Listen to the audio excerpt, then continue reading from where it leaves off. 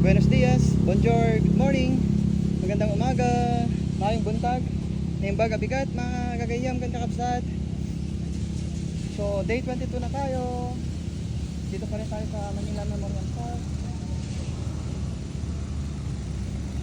So tuloy-tuloy lang yung pag-jogging natin mga idol. So gumagana tayo, lumalakas.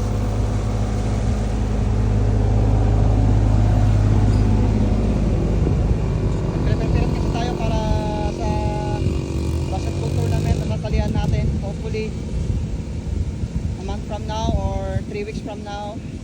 Then kung may marathon na tayong makita dito sa NCR, sasali tayo kung sakali, katulad yung ginawa natin dyan sa Albuquerque, New Mexico, dyan sa US. So patuloy nyo lang suportahan si Leonard Niles.